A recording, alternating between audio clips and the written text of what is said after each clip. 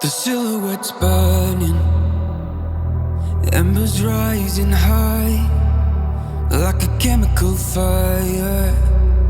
The flame won't die. Hello everyone, আসসালামু আলাইকুম। Welcome to my another blog. আজকের এই ব্লগে আমার এক্সাম প্রিপারেশন কিভাবে নিচ্ছি আমার এক্সামের জন্য সেটাই দেখাবো। সামনের দিন আমার বাংলা এক্সাম, শুধুমাত্র কবিতা অংশের উপর। তো চলো ভিডিওটা শুরু করা যাক। আজ বুধবার, উদ্ভাসে পরীক্ষা ছিল, 50 মার্কের আইসিটি পরীক্ষা, এমসিকিউ পরীক্ষা ছিল। আমি এমসিকিউতে 50-এর মধ্যে পেয়েছি 42। খুব একটা ভালো রেজাল্ট হয়নি, সেই জন্য পরবর্তী পরীক্ষার জন্য বিকাল থেকে প্রিপারেশন শুরু করেছি। শুক্রবারে বাংলা পরীক্ষা আছে, শুধু কবিতা অংশের ওপর। সেই জন্য আমি কবিতাগুলো ভালো করে পড়ছিলাম, রিডিং প্রথমে পড়ছিলাম, আর মেইন যেসব টপিক আছে, যেসব মনে রাখার মতো, সেসব আমি খাতায় লিখে নিচ্ছিলাম। এভাবে বিকালবেলা ছাদে আমি পড়ছি।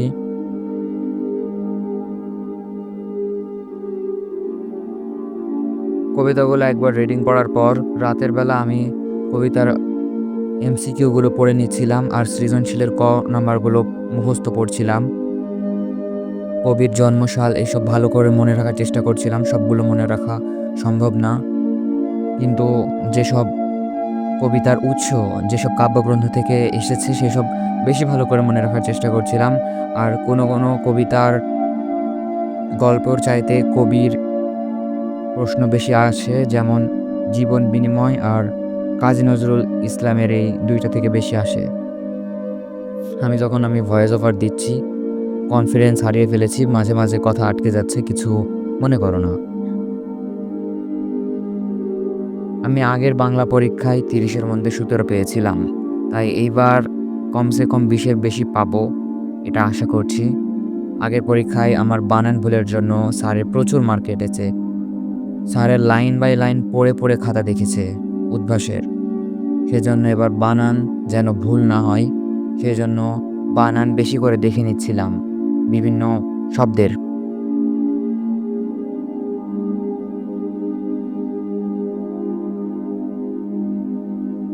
নতুন বছর এসে 15 দিন পার হয়ে গিয়েছে।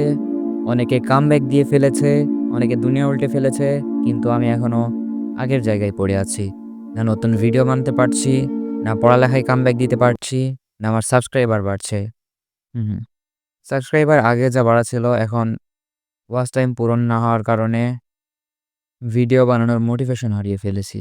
আর এদিকে এমসিকিউ এক্সাম দিয়ে নিজেকে পরীক্ষা করার পর খুবই বাংলা পরীক্ষায় জানো তোমরা বিভিন্ন রকম প্রশ্ন আসে, যেমন উদ্দীপকের কি প্রকাশ পেয়েছে, বা এই কবিতার এই লাইন দ্বারা কি বোঝানো হয়েছে। এইসবের জন্য বাংলার এমসিকিউ তো খারাপ হয়, লিখিত নাম্বারও অনেক খারাপ হয়ে যায় আমার।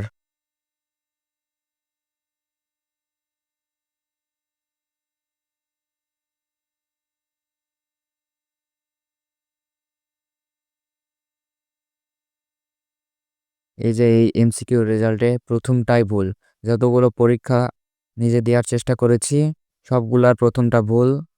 কি করার, মাত্র 5-15-র মধ্যে, খুব একটা খারাপ রেজাল্ট।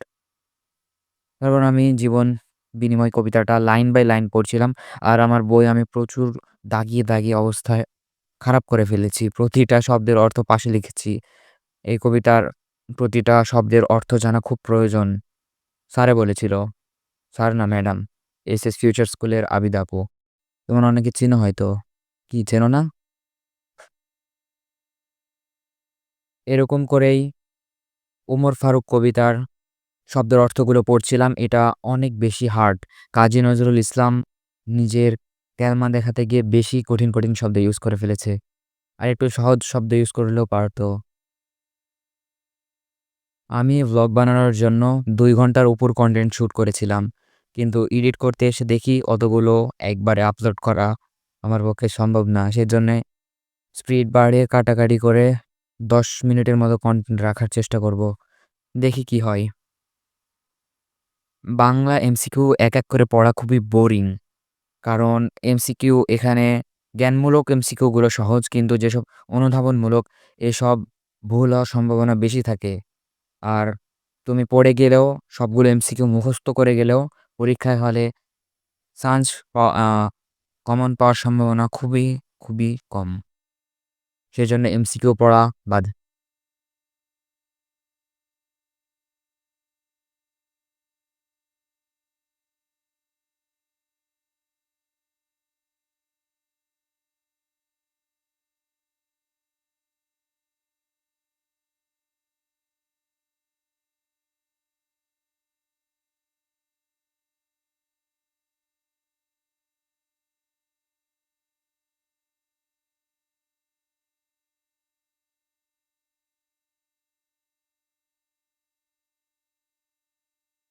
এদিকে সেই দিন এই মাঠ, এই কবিতা যাই লিখছে তাকে একটা ধন্যবাদ দেওয়া উচিত। কত ছোট্ট করে সুন্দর একটা কবিতা লিখেছে।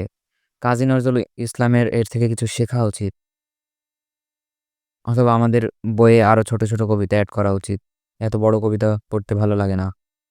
সেদিন এই মাঠ কবিতা আবৃত্তি করতে অনেক ভালো লাগে আমার।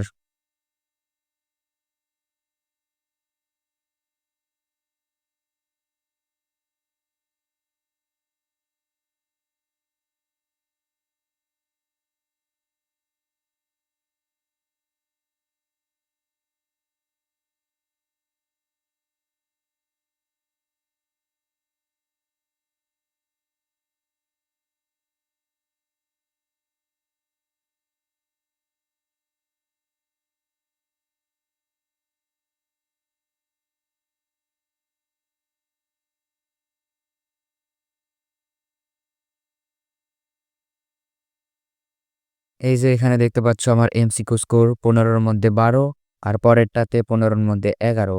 খারাপ না। তারপর এখনকার এসব ক্লিপগুলো শুক্রবারে জুমার নামাজের পর নেওয়া। এরপরে অনেকবার পড়তে বসা হয়েছে কিন্তু আমি ভিডিও করিনি। আমার একটা পার্সেল এসেছিল স্ট্যান্ডের, ওইটা নিয়ে একদম উৎসাহিত উৎসাহিত ছিলাম অনেক বেশি। আর আমি সবগুলো কবিতা পড়া শেষে আমার সহপাঠ থেকে ১৯৭১ কবিতার শেষের ৯ পরিচ্ছদ থেকে বাকিগুলো পড়ছিলাম। অনেক বড় কবিতা, মানে কবিতা না তো, উপন্যাস। পড়তে মজাই লাগছিল।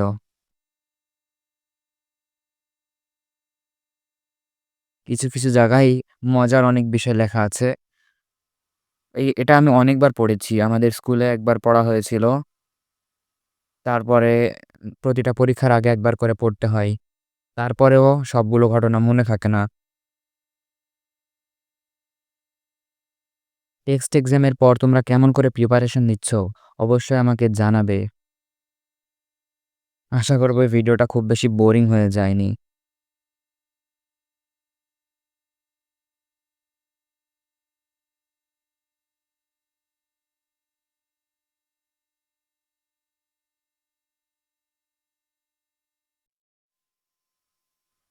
আজকের এই ভিডিও এই পর্যন্তই ছিল। তোমাদের কেমন লেগেছে অবশ্যই কমেন্ট বক্সে জানাবে।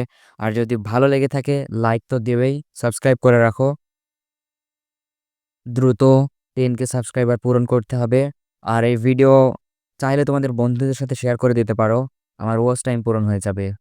তো টিল দেন, বাই বাই।